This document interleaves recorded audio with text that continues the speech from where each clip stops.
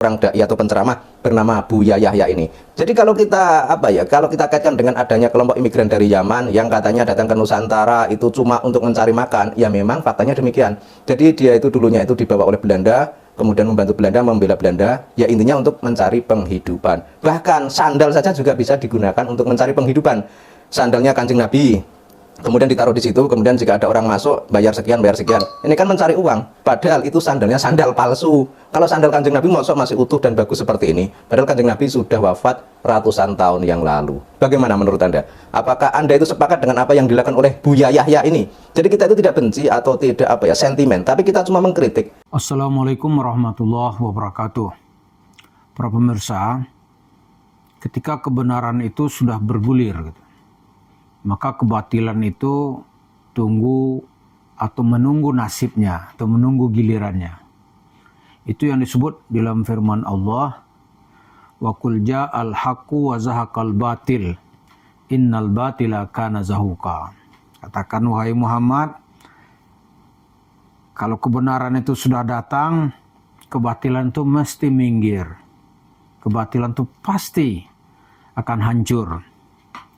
Firman ini kita akan mencoba melihat dalam realitas kehidupan dakwah. Karena kita kan sering membahas tentang Yusuf Mansur. Yusuf Mansur secara personal, dia nggak mungkin bisa bangkit. Walaupun dia sudah pakai muka tembok. Nggak mungkin.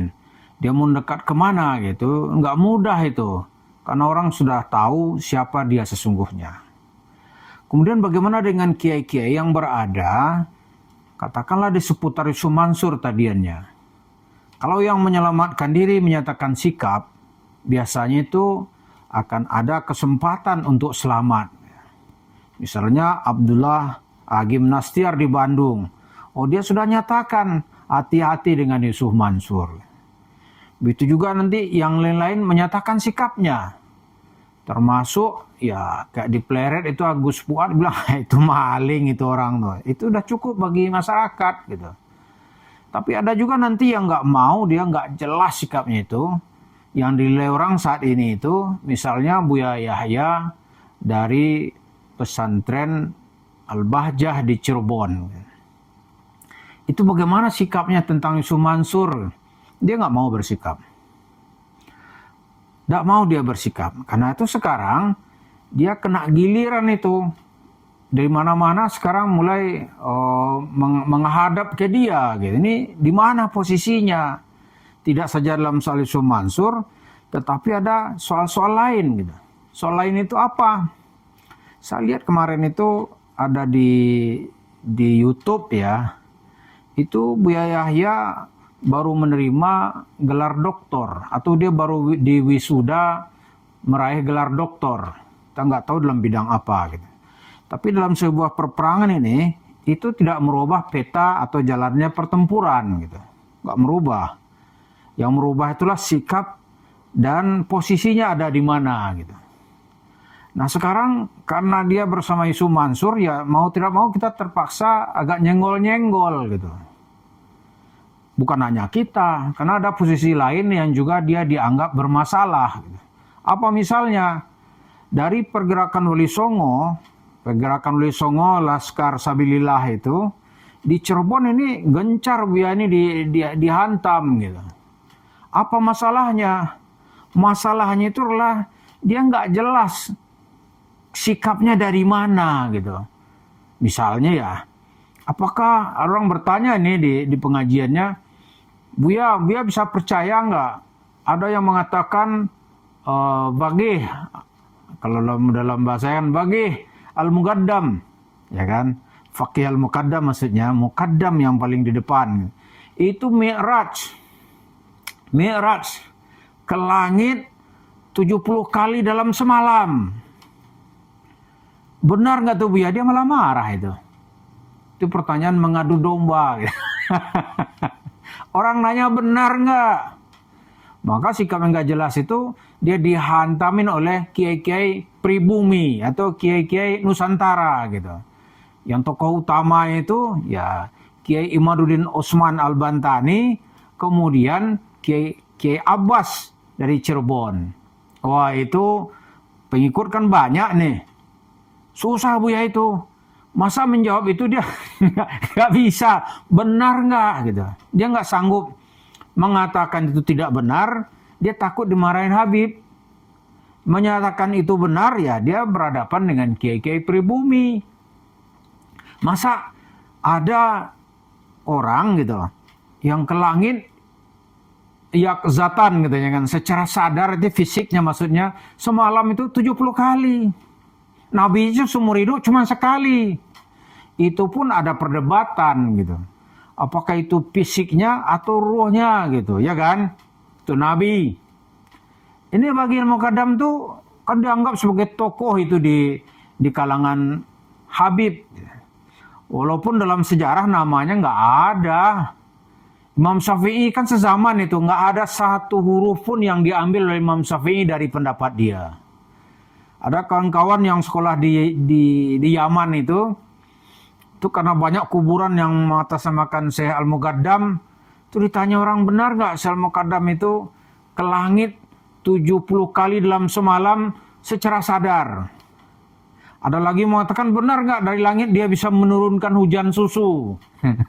Kata saya lihat channel, kamu nih cualah dari jauh-jauh dari Indonesia kemari, Anda kemoh lah ya. Kamu punya otak nggak ya? Mana mungkin ada hujan susu. Kalau hujan sekarang yang ada sekarang itu hujan peluru. Karena Yaman bertempur terus. Pakai otak. Ini Buya ada kelabakan dia.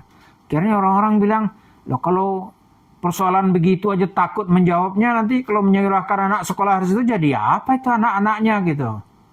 Ya kan? Karena itu ada potensi kata orang-orang di Cirebon. Orang tua wali mulai ragu itu mau sekolahkan anak ke pesantren yang dipimpin oleh Buya Yahya gitu. Kenapa? Nggak jelas gitu. Maka di bawah pergerakan Wali Songo terus-menerus menghantam dia. Termasuk yang menghantam dia itu Gus Fuad. Gus Fuad dari Pleret. Karena sikapnya nggak jelas. Berikutnya, dari kalangan Afwan ya, kaum Salafi, kawan-kawan kita dari Salafi gitu. Oh itu juga menyerang dia. Karena Buya ini merasa satu-satunya yang benar itu adalah akidah Asy'ariyah gitu. Ya kan? Asy'ariyah. Asy'ariyah itu meninggal 324 Hijriah atau tahun 936 Masehi. Lalu sebelum itu orang bermazhab apa? Ya kan?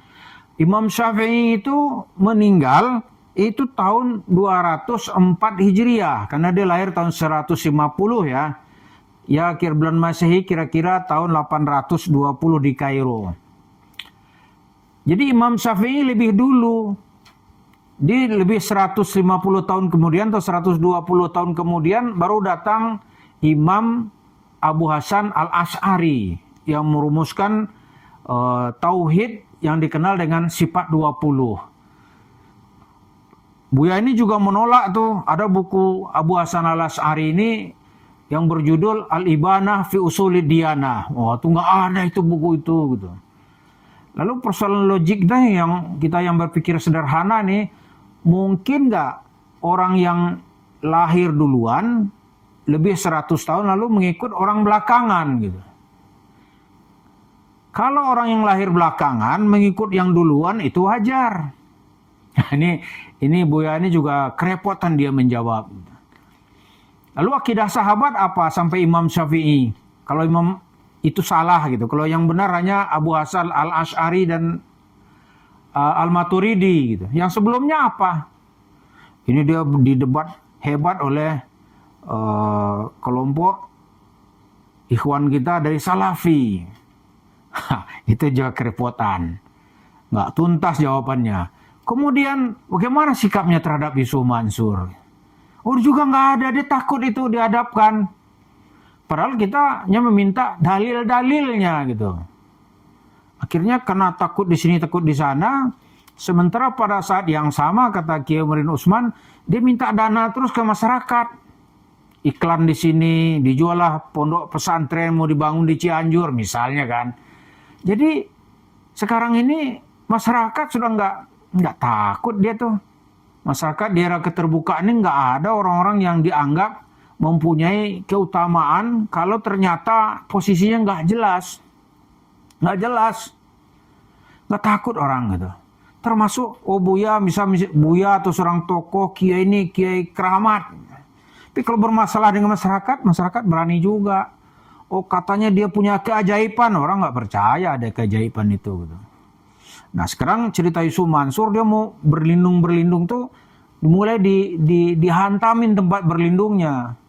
Nah tempat berlindung Yusuf Mansur sekarang itu menyelamatkan uang yang dapat itu, dia akan berlindung di warung stick and shake-nya.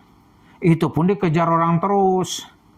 Karena banyak orang itu uang maling gitu ya. Uang ditipu, uang cerita mau bisnis dilarikan ke situ. Kalau Yusuf Mansur pemberani ya, dia kumpulkan itu para investor itu, bayar, selesai urusan. Ya kan? Inilah sekarang yang sedang dihadapi second line Yusuf Mansur ini, juga dihantam oleh masyarakat karena dianggap tidak logis dan tidak jelas posisinya. Yang paling disorot itu diantaranya Buya Yahya dari pesantren Al-Bahjah di Cirebon. Nah untuk berikutnya ada lagi nih ustaz-ustaz yang cocokmologi yang ingin mencari selamat di tengah kegalauan masyarakat. Ini kita putar untuk periode berikutnya. Terima kasih. Assalamualaikum warahmatullahi wabarakatuh.